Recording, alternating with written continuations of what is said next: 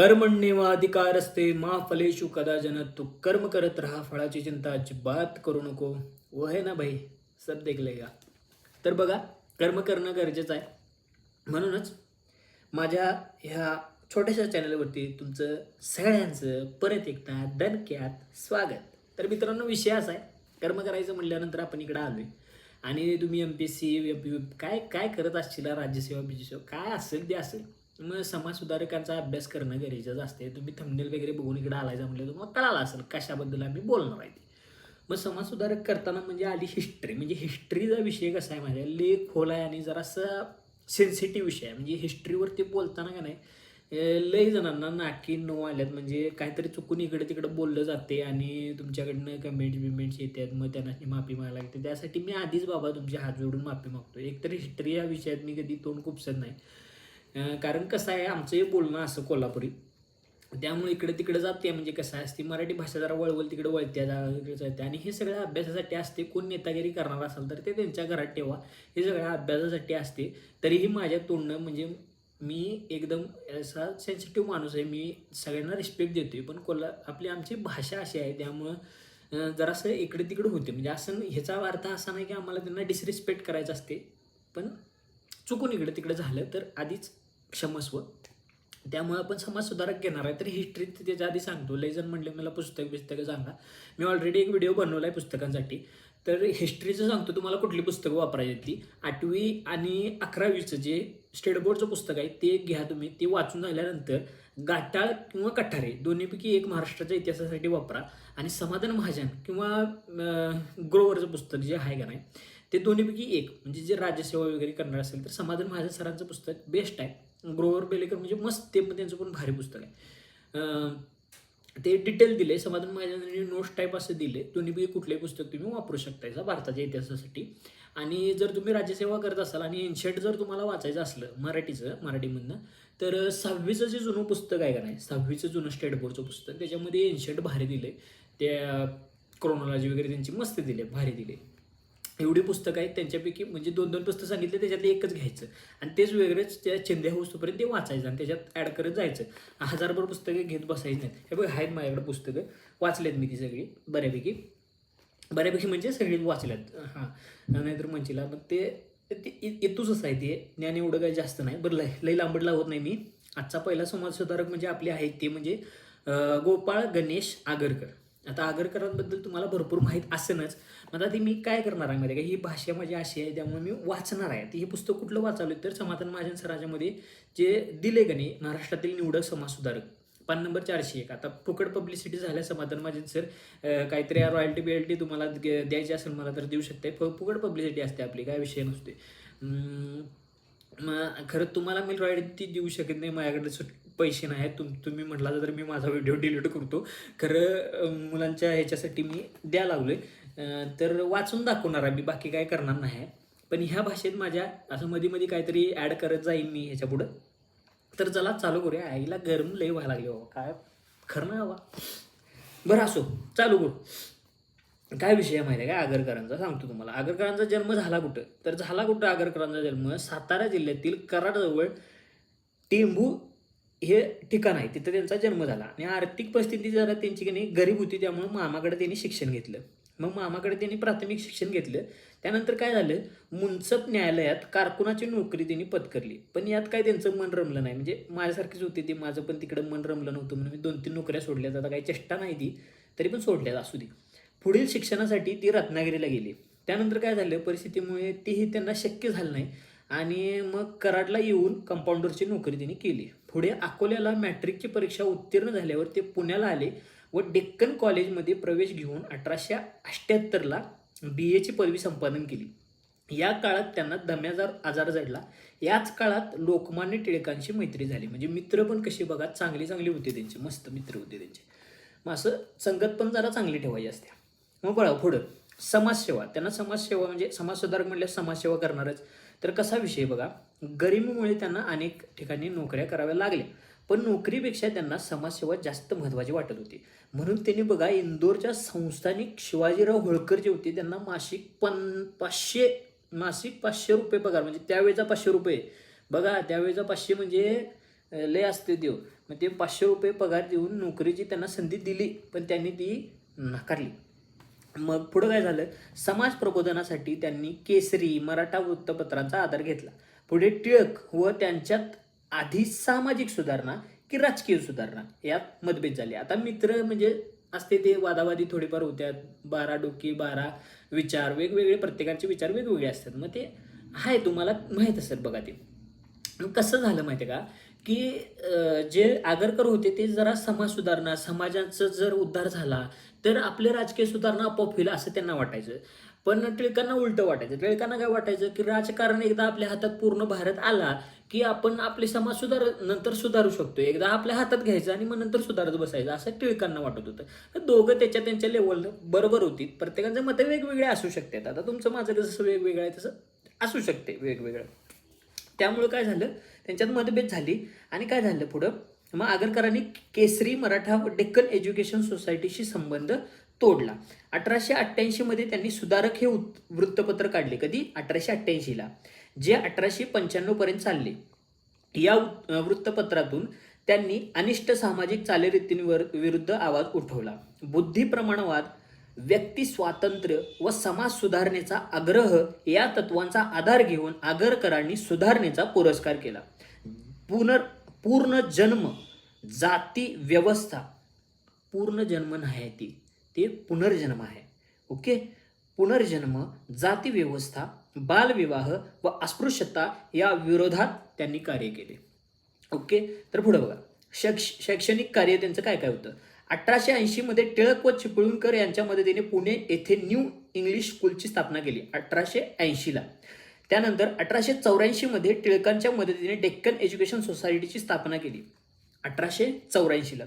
त्यानंतर प्राथमिक शिक्षण सक्तीचे असावे व जे पालक आपल्या मुलींना प्राथमिक शिक्षण देणार नाहीत त्यांना दंड करावा. प्राथमिक शिक्षण देणे ही सरकारची जबाबदारी आहे व घेणाऱ्याची पण आहे असे ते म्हणत. म्हणजे दोघांची पण, जे शिकणार आहे त्याची पण, शिक्षण देणार आहे त्याची पण.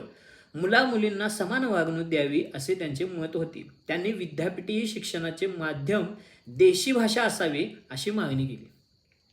हे मराठीचं किंवा देशी भाषा जी असेल त्याच्यामध्ये शिक्षणाचं हे आत्ताचं नाही आहे रडगाणं, ते रडगाणं 1800 पासूनच आहे, हे लक्षात घ्या. ओके, पुढे बघा, जातीभेद. आता हे काय 7वीला पोचलेलं आहे. आगरकरांनी जातीभेदाला विरोध करून जातीयतेमुळे आपले व देशाचे खूप नुकसान झाल्याचे म्हटले आहे. लक्षात घ्या मित्रांनो. बाबा त्यावेळी आधीची माणसं पण म्हणायची जातीभेदामुळे असंच होते, तरी बी अजून जातीभेद करताय. बांबा जावा तिच्या आईला. असो, पुढे बघा, जातीभेद परमेश्वरांनी निर्माण केला नाही, तो नष्टच केला पाहिजे असा विचार आगरकरांनी मांडला.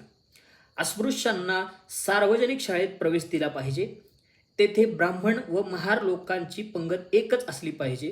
पुणे नगरपालिकेच्या पाण्याच्या हौदावर ब्राह्मणांसाठी व शूद्रांसाठी असे 2 फलक लावले होते. यावर जानेवारी 1893 च्या सुधारकाच्या अंकात आगरकरांनी म्युनिसिपल हौद व ब्राह्मणांवर गदा हा लेख लिहून अस्पृश्यतेच्या प्रथेवर टीका केली.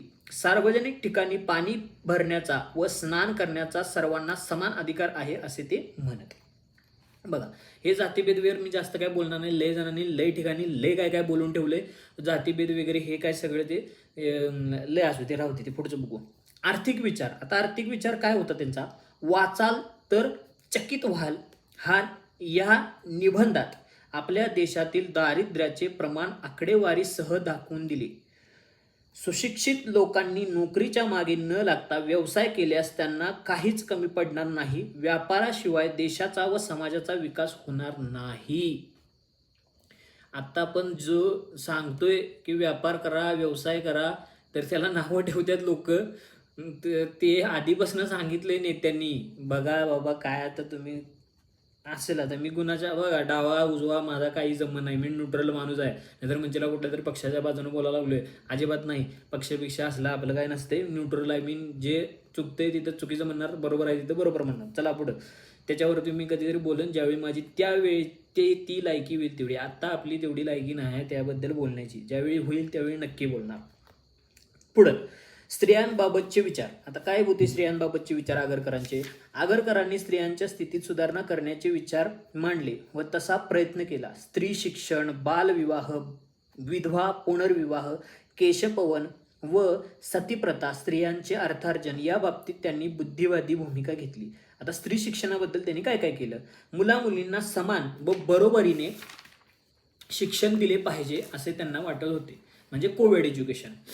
तर बघा, मुलांइतकीच मुलीच्या शिक्षणाची सक्ती हा लेख त्यांनी सुधारकमध्ये लिहिला.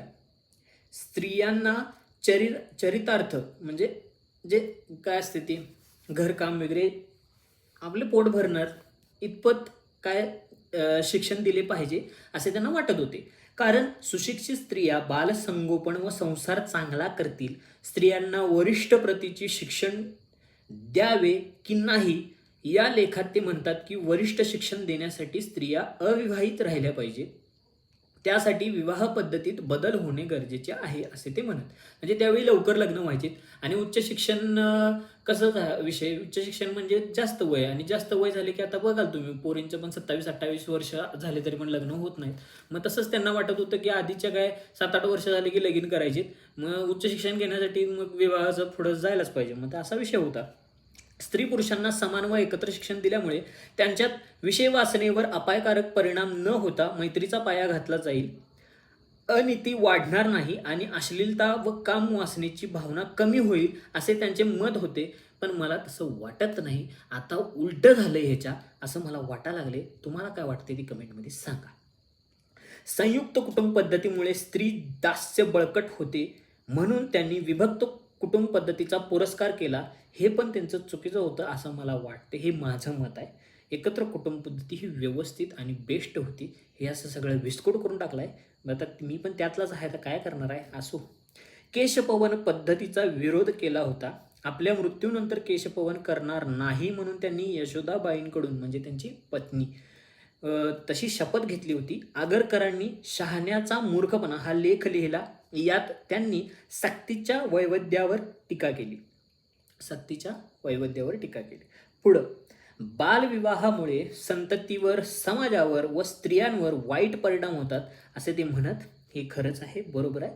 त्यांनी संमती वयाच्या बिलास पाठिंबा दिला. त्यांनी महाराष्ट्र बालविवाह निषेधक मंडळी ही संस्था स्थापन केली. कुठली? महाराष्ट्र बालविवाह निषेधक मंडळी ही संस्था त्यांनी स्थापन केली. या दोन बघा, मंडळींची संख्या 2000 असावी आणि या सभासदांनी निधी उभारला म्हणजे बालविवाहाविरोधी यशस्वी कार्य करता येते असे आगरकरांना वाटत होते. बघा पुढं, मुलाच्या विवाहाचे वय 16 ते 17 वर्षे व मुलीच्या विवाहाचे वय 10 ते 12 वर्षापेक्षा कमी असू नये यासाठी कायदा करावा असे त्यांनी सांगितले.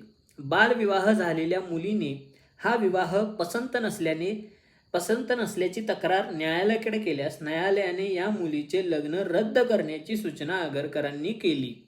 बघा, असा माणूस एखादा त्या काळात, तुम्ही त्या काळाचा विचार करा. इतिहास वाचताना कधी पण मित्रांनो लक्षात ठेवा की त्या काळाचा विचार करा. तो काळ कसा होता, तिथं जातीव्यवस्था कशी होती, माणसांचं वागणं कसं होतं. त्यावेळी इंटरनेट असलं काही नव्हतं. व्हॉट्सअपवर एखादा मेसेज गेला 16 सगळीकडे एकसारखा मेसेज पसरायला लागला, असलं काही तिथं नव्हतं. त्या काळात हा माणूस अशा धाडसाचे निर्णय सगळ्यांसमोर सांगतोय. याचा अर्थ त्यांच्यात किती आत्मविश्वास आणि किती त्यांची ताकद असन हे तुम्ही विचार करू शकत नाही. तो काळ डोक्यात घ्या आणि मग इतिहास वाचा. इतिहास वाचणं तुम्हाला वाटते सोपं आहे, काय एक मेसेज टाकला, का एक कासला व्हिडिओ केला, पसरला, असं नव्हतं त्या काळी. त्या काळी हे विचार सगळ्यांकडं मांडणं आणि सगळ्यांसमोर बोलणं हे एवढं सोपं नव्हतं. आता कोण बी उठतंय, काय बी बोलतंय. आता माझ्यासारखं असला व्हिडिओ करतोय, काहीतरी करतोय, पण त्या काळी तसलं नव्हतं. तरी पण हे असलं तिने करत होती. मग किती महान माणसं असतील याचा विचार करा. आपण लगेच काय कुठल्या तरी नेत्याला काहीतरी टीका करतोय तसं अजिबात करू नका मित्रांनो. लय कष्ट घेतलेत त्या माणसांनी. कुठलाही नेता आता त्याचं नाव जर लोकांच्या तोंडात निघत असेल, बघा प्रत्येकाच्यात काही ना काहीतरी वाईट असते. ह्याचा अर्थ तो पूर्णपणे वाईट माणूस नसतोय. त्यांनी काहीतरी केलेलं असते म्हणून त्याचं नाव निघत असते. उगाच कुठल्या तरी नेत्याला शिवाय दे त्यानं काय केलंय, ह्यानं काय केलंय. बाबा त्यानं काहीतरी केलंय म्हणून त्याचं आता नाव निघतंय. 4 लोक त्याला चांगलं म्हणतात ह्याचा अर्थ त्यानं काहीतरी चांगलं केलंय. त्यामुळे नावं ठेवायच्या आधी हिस्ट्री थोडी वाचायची, जरासं बऱ्यापैकी अभ्यास करायचा आणि मग हे करायचं. उगाच कोणाला नावं ठेवायची नाहीत. ओके, पुढे बघा. आगरकरांनी संतती नियमनाची काळजी घेण्याचा आदेश समाजाला केला. स्त्रियांना गोशात न ठेवता पुरुषांप्रमाणे त्यांना प्रत्येक व्यवहारात निष्णात केले पाहिजे असं त्यांना वाटत होतं. तर आगरकरांचे प्रसिद्ध लेख आता काय काय होते बघूया आपण. पोशाखाबद्दल काय म्हणतात बघा. आमच्या स्त्रियांचे पेहराव हा त्यांचा एक लेख होता. या नावाचे त्यांनी 2 लेख लिहिले. स्त्रियांच्या पोशाखाच्या बाबतीत उपयुक्तता आणि दर्शनीयता हे 2 गुण त्यांनी सांगितले. साडी चोळी हा स्त्रियांचा पोशाख होता. पदर सावरण्यात त्यांना त्रास होत असे, त्यात वेळ जात असे म्हणून स्त्रियांनी जॅकेटे घातली पाहिजेत असा लेख त्यांनी लिहिला. ते चांगलं होतं. जॅकेट घालणं म्हणजे पूर्ण अंग झाकणं अशा प्रकारे. म्हणजे त्यांनी असं काही सांगितलं नव्हतं की आता तुम्हाला समजलं काय आताच्या पोरी काय काय घालायला लागलेत काय. हे बघा, कुणाच्या ड्रेसच्या किंवा ह्याच्या बाबतीत बोलण्याचं आणि ह्याच्यात कुणालाही कुठलाही आगर करणं उघड काय फरक पडत नाही, पण मर्यादा असती. आता हे कॉन्ट्रोवर्सी करू नका, मी असलं काहीतरी म्हणल्यावर असलं नव्हतं, पण एक मर्यादा असती. कुठं काय घालायचं हे कळलं पाहिजे, कुठं काय प्रदर्शित करायचं हे कळलं पाहिजे. आणि ज्याचं त्याचं मत असते आणि ज्याचं त्यानं ते ठरवायचं असते. आपण कसं वागतोय हे आपल्याला बरं वाटतंय का बाबा, हे खरंच गरजेचं आहे का. महत्वाचं म्हणजे हे आपल्याला बरं वाटणं नाही वाटणं ते राहू दे, हे गरजेचं आहे का. हे मी असं करतोय एवढं कपडे किंवा काय कसं असेल तसं, हे गरजेचं आहे का. गरजेचं असेल तर करा बाबा. आता गरज तुम्हाला माहिती आहे, रेड लाईट एरियामधल्या बायकांची बी गरज असते, बरोबर आहे का नाही. पोटाचे खळगे भरायचे असते. मी त्या माऊलींना त्या बहिणींना खरंच मी म्हणजे हे करतो, मानतो. आता हे तुम्हाला कॉन्ट्रोवर्सी वाटेल, पण खरंच बाबा त्या एखाद्या जनावराची गणी भूक भागवत असतात काय. त्यामुळं आपल्या आया बहिणीगणी त्या वासनेला बळी न पडता त्या त्यांच्याकडं कुठंतरी एक वाट तिकडं जाती आणि त्या वासनेला त्या बळी पडतात आणि त्यामुळे आपल्या आया बहिणी सुरक्षित राहतात. त्याच्यावरती मी कविता लिहिल्या, मी तुम्हाला कधीतरी ते ऐकवीन. पण हे असते मग ते त्यांच्या पोटाची खळगी त्यांची ती गरज असते रे, ती त्यांची गरज असते. एखाद्या सिनेमात किंवा काय असते ती त्यांची त्या फ्रेममध्ये त्यांची ती गरज असते. त्या सीनसाठी ते ठरवून दिलेलं असते, डिरेक्टरनं सांगितलेलं असते किंवा काय असते. तुम्हाला काय गरज पडल्या, जर पडल्यास तर करा तिच्या आईला काय करायचं ते. असो पुढं बघा काय झालं. मग पुढं काय करायचं तर स्त्रियांनी पायात बूट वापरावेत, म्हणजे चांगल्यासाठी त्यांच्या. थंडीत पायमोजे व थंडीत हातमोजे पायमोजे व उन्हाळा व पावसाळ्यात छत्री वापरावी अशी त्यांची म्हणणं होती. मग त्याची काय वेस्टर्न सगळं कल्चर करा असं म्हणणं नव्हतं. नाहीतर म्हणले स्त्रियांसाठी वेगळं काय असलं नाही. काय करा म्हणलेले तिने चांगलं सांगितलेलं तिने. ओके, पुढं आता अलंकाराबद्दल काय सांगितलेलं बघा तिने. आगरकरांनी अलंकार मीमांसा आणि दागिन्यांचा सोस हे 2 लेख लिहिले. अलंकार हा श्रीमंती दाखवण्याचा मार्ग नाही, त्यापेक्षा चांगले घर बांधा, चांगली वस्त्रे वापरा असे ते म्हणतात.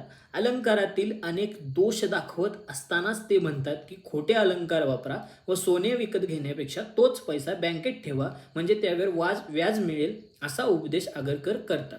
तर कसं आहे माहिती आहे काय, दागिने करण्यापेक्षा हे योग्य आहे थोड्या प्रमाणात.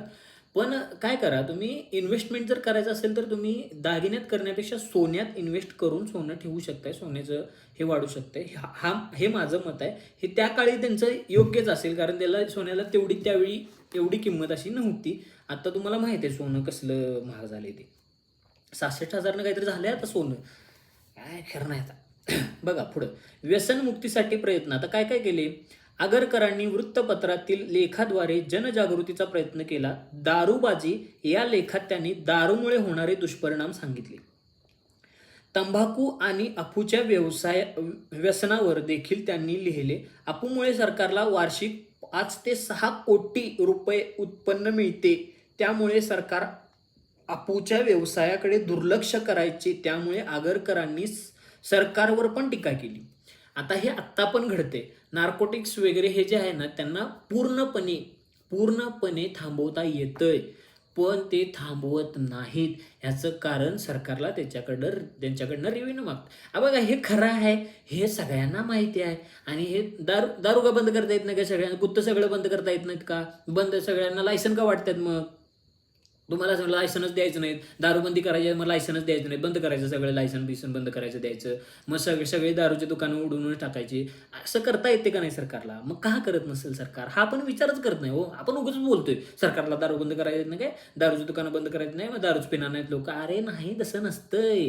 त्याच्यावर काहीतरी रेव्हेन्यू येत असतोय सरकारला, म्हणून ते पैसे त्याच्यावर कमवत असते. नाहीतर बाबा विचित्र गत होईल. हे लायसन देतात त्यामुळे ही जी लायसनच्या दुकानात दारू पितात त्यांचा काहीतरी जो रेव्हेन्यू असतोय की नाही तो सरकारकडे जातोय आणि त्याच्यातली कामं होत असतात. नाहीतर हे जर बंद केलं, लायसन द्यायचं जर बंद केलं आणि हिने काळ्या मार्गाने सगळं हे चालू केलं की नाही, ₹1 पण रेव्हेन्यू जनरेट होणार नाही. आणि जे नशा करणार आहेत ते करणारच, उलट डबल पैसे देऊन नशा करायला लागणार. पण हाय ती बी जाणार. म्हणजे ह्याला मी काय हे देत नाही, संमती देत नाही, दारू पिणं वाईटच आहे. पण हे त्याच्यामागचं हे कारण आहे की बाबा का लायसन वाटतंय सरकार दारूवाल्यांना, तर हे त्याच्यामागचं रिझन आहे. ओके, पुढे बघा. 5 जन्यांचा हंगाम हा लेख आगरकरांनी लिहिला. त्यात शिमगा हा सण बिभस्त आहे, तसेच हिंदू धर्मावर कलंक आहे असे प्रतिपादन त्यांनी केले. आता बघा, ज्याचं त्याचं मान्यता असत्या. आता जे काय चाललंय, म्हणतात की सण सगळे साजरे करायचे, उत्सवात साजरे करायचे, हे करणं ते त्यांच्या मनानं ते तसं वेगळं होतं, आपल्या मनानं वेगळं आहे, ज्याचं त्याचं मत. पुढं, धर्माचा सुकाळ आणि बकऱ्याचा काळ या लेखात त्यांनी यज्ञातील पशुबलीला विरोध केला. माझाही कडक विरोध आहे. मग ते तुम्ही नॉनव्हेजवाले तुमचं तुम्ही बघा, पण कसं आहे, माझा विरोध आहे तर त्याला काय, आता ते माझं मत आहे. शनिग्रहाविषयीच्या समजुती या भ्रामक व खोट्या आहेत हे आगरकरांनी समाजाला पटवून दिले. शनिग्रह हा पृथ्वीपासून किती दूर आहे हे सांगताना ते म्हणाले की इतक्या लांबचा शनी पृथ्वीवरील लोकांना पीडा कसा काय देऊ शकतो. तर मित्रांनो, हे त्यांचं मत झालं. आणि भरपूर लोक असं म्हणतात की बाबा हां, तो मंगळ आहे, तो काय करणार आहे, तो बुध आहे, तो लांब आहे, तो काय करणार आहे, चंद्र काय करणार आहे, हे काय करणार आहे. अरे ते काय करणार आहेत, ते करणार आहेत, असं तसं राहू दे. तुम्ही विचार करा, सूर्य किती लांब आहे. आता जराशी गरमी वाढाली, हे बघा घामाच्या धारा सुटल्या घेऊन, फरक पडतोय का नाही? तसा त्या ग्रहांचा पण थोडा का विना फरक पडतो. हे बघा, तिन्ही म्हणतात असा पडत नसेल, तिने जे सांगतात का नाही ज्योतिष बितिष, तसा पडत नसेल, पण काहीतरी पडत असेल का नाही, काहीतरी पडत असेल फरक. मी हे समजायला पाहिजे माणसाने, ज्याची त्याची समजूत असते. आता मी किती वेळा तर म्हणलं ज्याची त्याची समजूत असते, पण मला असं वाटते की बाबा कुठंतरी फरक पडत असेल. की मेटल असतात आपल्या शरीरामध्ये, वेगवेगळे मिनरल्स असतात, मेटल्स असतात, आणि ते एकमेकाला अट्रॅक्ट, म्हणजे जर तुम्ही 10वीचं पुस्तक गुरुत्वाकर्षण जर तुम्ही वाचलेलं असेल का नाही, तर त्याच्यामध्ये काय सांगितलं की each and every thing, every काय करत असते, दोन ज्या गोष्टी असतात त्या एकमेकाला अट्रॅक्ट करत असतात. मग त्याच्या गुणधर्मामुळं, त्यांच्या ह्याच्यामुळं त्या एकमेकाला अट्रॅक्ट करत असतात. तसंच हे बाकी सगळे युनिवर्स असते की ते एकमेकाला कनेक्ट असते. मग ते एकमेकाला अट्रॅक्ट करून त्याच्यावरती काहीतरी परिणाम करतच असतील का नाही हो, ते असेल काहीतरी थोडंफार. हे वैज्ञानिक पण आहे. उगाच ते ॲस्ट्रॉलॉजी जी होती का नाही आपली, जी ती वैज्ञानिक होती.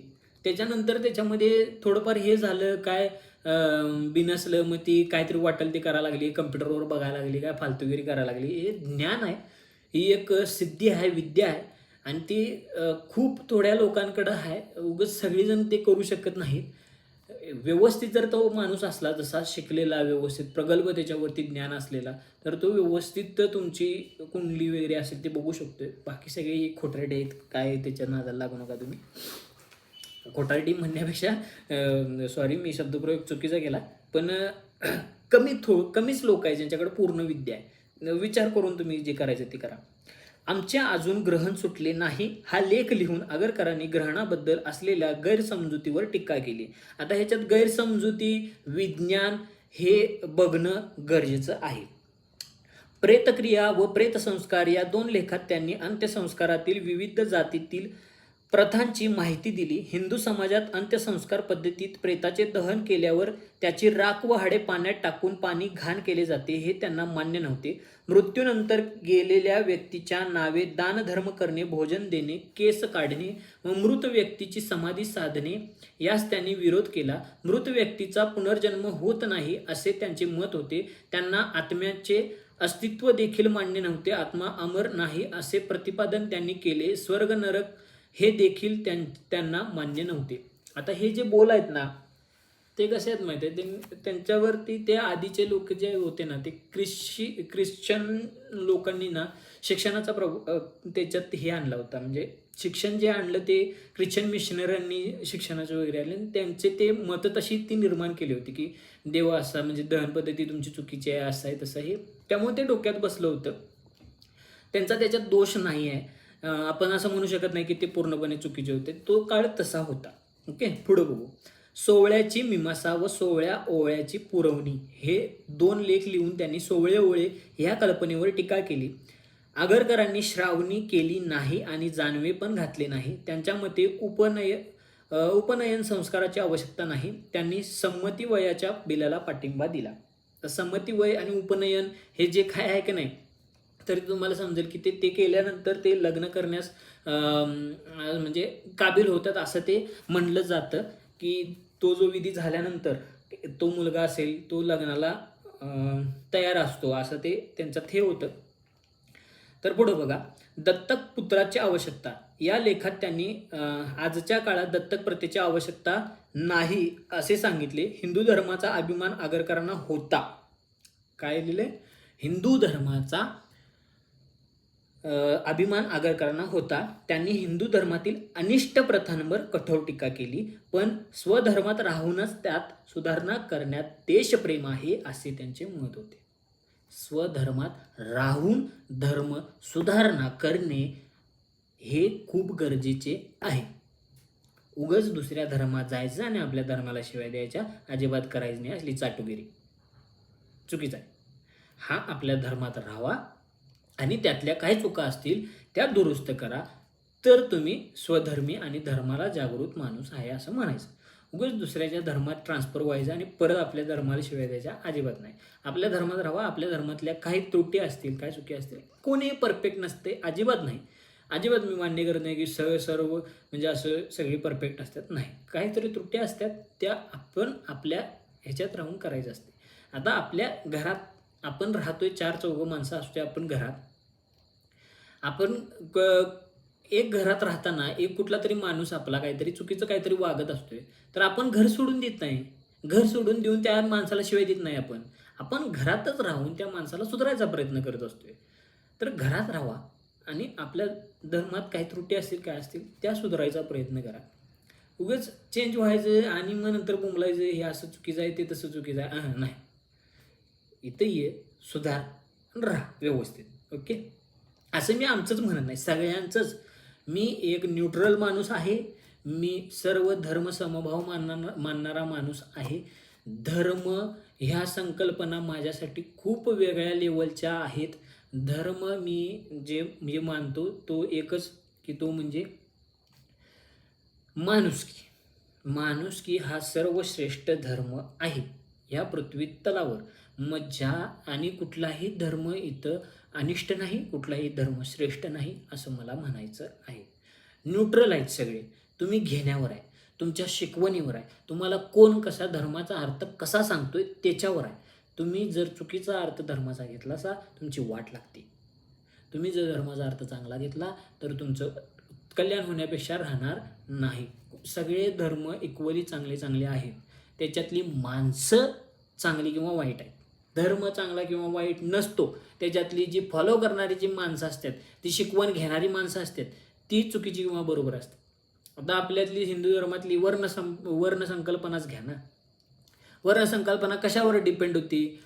कर्मावर डिपेंड होती. आपण घेतली कशावर? आपल्या जन्मतत्वावर. मग हे चुकीचं होतं का नाही? घेणारा चुकीचा होता का नाही? धर्म बरोबर होता पण घेणारा चुकीचा होता. त्यामुळं गंडते हो सगळे. मग ते बघा, हे असं छोट्या छोट्या गोष्टी असतात. त्यामुळे इतिहास वाचायचा असतोय, सत्सद विवेक बुद्धीने विचार करायचा असतो.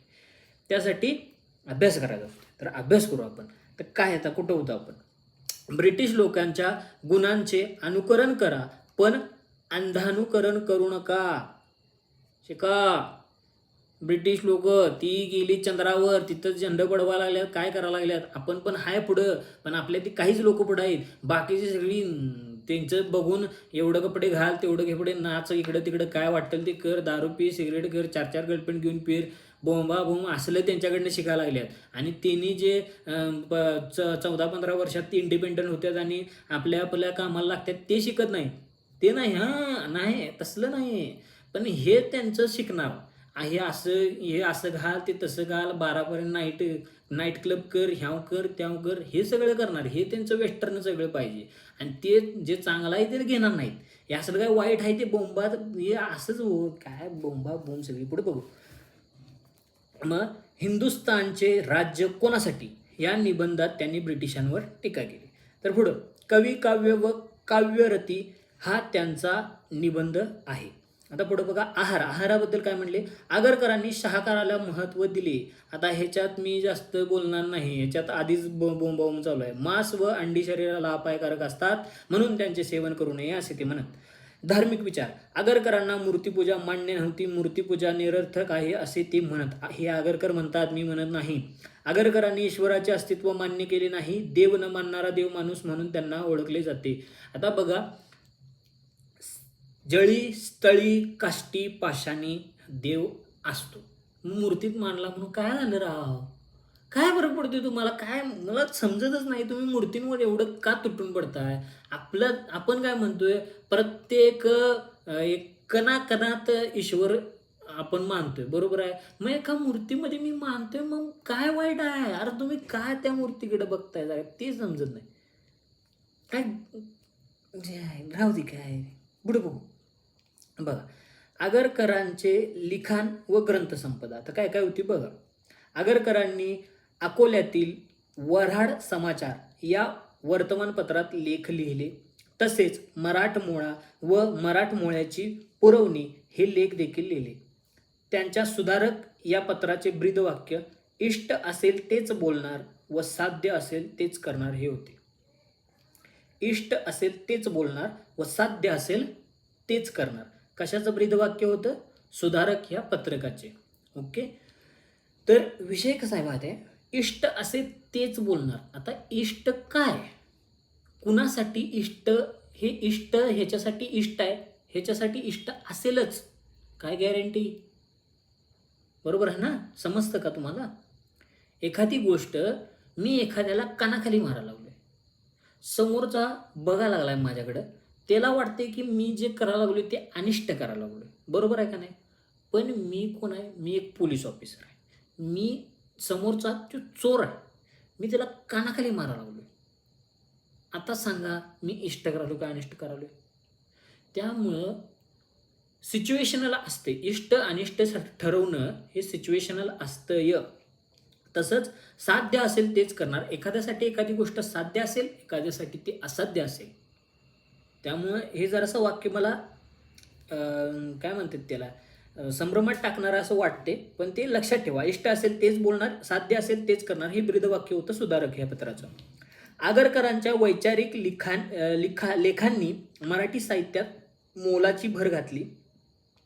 विकार विलसितांच्या प्रस्तावनेत परक्या भाषेतील नाट्यकृतींची मराठी भाषांतरे कशी करावी यासंबंधी मते मांडली. मराठी वाक्याचे निरनिराळे अवयव व त्यांचे परस्पर संबंध यांचा तपशीलवार विचार त्यांनीच मराठीत प्रथम आणला. म्हणजे जे व्याकरण वगैरे होतं ना, ते त्यांनी व्यवस्थित जरासं हे केलं. आगरकरांचे ग्रंथ. आता काय, डोंगरीच्या तुरुंगातील आमचे 101 दिवस 1882 लिहिला. आता हे जे ग्रंथ जो आहे ना, डोंगरीचा तुरुंगात, झालाचा विषय कुठं होता माहिती आहे काय? कोल्हापूरचं जे बर्वे प्रकरण. आता हे जे बर्वे प्रकरण जे आहे ना कोल्हापूरचं, ते तुम्ही सर्च करा, त्याच्याबद्दल जरासं माहिती घ्या. टिळक आणि आगरकर ह्या दोघांनाही 101 दिवस ते डोंगरीच्या तुरुंगात ठेवलं होतं त्या प्रकरणामुळं. कोल्हापूरचं बर्वे प्रकरण काय होतं ते तुम्ही कमेंटमध्ये मला सांगणार आहे. विकार विलसित हा त्यांचा शेक्सपियरच्या हेमलेट नाटकाचे भाषांतर त्यांनी विकार विलसितमध्ये 1883ला केलं. आता हेमलेटचं जे कन्व्हर्जन नाटकांचे भाषांतर कुणी केलं तर ह्यानी केलं, आगरकरांनी केलं आणि त्याचं नाव काय आहे, विकार विलसित 1883ला हेमलेट. पुढं शेठ माधवदास रघुनाथ दास व बाई धनकुवरबाई यांचे पुनर्विवाह चरित्र 1907. आता हे जे पुनर्विवाहाचा विषय आहे का नाही, तो समाजसुधारकांनीच केला आहे अशातली भानगड नाही आहे. जे आदिवासी काही ट्राईब्स आहेत जे पूर्वापासून हे पुनर्विवाहाचे प्रकार वगैरे करत होते. म्हणजे ते त्यांची वृत्ती अशी होती की आपल्यात बाबा कुठल्या तरी एखाद्या स्त्रीचं ज्यावेळी पती वारतोय त्यावेळी तिचं नुकसान होऊ नये, पुढे हे होऊ नये. त्याचबरोबर एखादा पुरुष असेल त्याचं हे होऊ नये म्हणून आदिवासी लोक त्यांच्यात ते विवाह करत होते. पण आपल्या चांगल्या सुशिक्षित समाजात हे पुनर्विवाहाचं नव्हतं काय विषय. त्यामुळे हे सगळे पुढाकार घ्यायला लागले समाजसुधारकांना. असो, गुलामगिरीचे शस्त्र, वाक्य मीमांसा, वाक्याचे पृथक्करण. आता वाक्याचे पृथक्करण मराठीचा अभ्यास केला असेल तर वाक्याचे पृथक्करण हा व्याकरणाचा एक सब्जेक्ट आहे, व्याकरणाचा एक भाग आहे थोडासा, तुम्हाला माहीत असेल.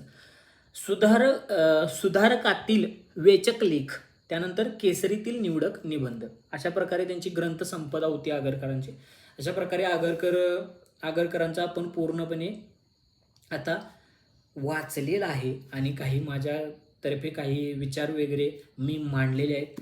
त्याच्याबद्दल काही तुम्हाला डाऊट्स असतील किंवा काही माझ्या मतांना खोडायचं असेल तर साध्या सभ्य भाषेत कमेंटमध्ये तुम्ही मला कमेंट करू शकताय. त्याप्रमाणे मी चेंज करू शकतोय. आणि माझ्या तोंडनं काहीतरी चुकीचं काहीतरी तुमच्या मनाला लागल असं गेलं असलं तर मी क्षमा मागतो, क्षमस्व. जास्त मनाला लावून घेऊ नका. हे माझे विचार आहेत, तुमचे विचार तुम्ही मांडू शकताय, नाही असं अजिबात नाही. कमेंट बॉक्स तुम्ही हे करू शकताय, पण एक मर्यादित भाषेत कमेंट करावी अशी माझी नम्र विनंती. आणि तसं मी तुम्हाला किती जरी सांगितलं असेल तर तुम्ही ते जे तुम्हाला करायचं आहे तेच करत असतायचा. असो, तरी मला असं वाटते की मी कुठं काही ह्याच्यातनं आगरकरांना दुखवलंय असं मला वाटत नाही. थोर समाजसुधारक आहेत आगरकर आणि मी मानतो त्यांना. काही विचार त्यांचे खूप चांगले आहेत, काही विचार जे आहेत ते त्यावेळी चांगले होते, आत्ता चांगले असतीलच असं नाही. कारण बदल हा म्हणजे अशी गोष्ट आहे बदल की जी कधीच बदलत नाही, बदल होतच राहत असतो. त्यामुळे ते बदलाला आपण काही करू शकत नाही. झालं तर आपण आता पुढचे जे समाजसुधारक आहेत ते बघू उद्या काय असेल ते. उद्या परवा म्हणजे 2 दिवसांनी 3 दिवसांनी मी टाकत जाईन. ज्यामुळे कसं होईल तुमचं एक समाजसुधारक क्लिअर होत जातील. एक 20-25 समाजसुधारक आहे जे करावे लागतात, गरजेचे आहेत. आणि त्याच्यामुळे कसं होते तुम्हाला 2-3 मार्क मिळून जातात असेच. आणि हिस्ट्री त्यांच्या मधनंच फिरत असते इकडं तिकडं, त्यामुळे ती हिस्ट्री पण कव्हर होत जाते. कळालं तुम्हाला? तर बघा, आगरकरांचा आपण थोर समाज सुधारक आगरकर यांचा आपण अभ्यास आज केलेला आहे. आणि त्याचप्रमाणे काही माझे विचार पण आज व्यक्त झालेले आहेत. भरपूर व्हिडिओ मोठा झालेला आहे, तर मी जास्त काय बोलत नाही. आणि मी माझ्या आगरकरांबद्दलचे जे 4 शब्द मी काही बोललेले आहे ते तुम्ही शांतचित्ताने ऐकून घेतला, त्याबद्दल तुमच्या सर्वांचे आभार. आणि आता मी माझा व्हिडिओ संपवतो. जय हिंद, जय महाराष्ट्र. ए वांगेश, चल बंद कर.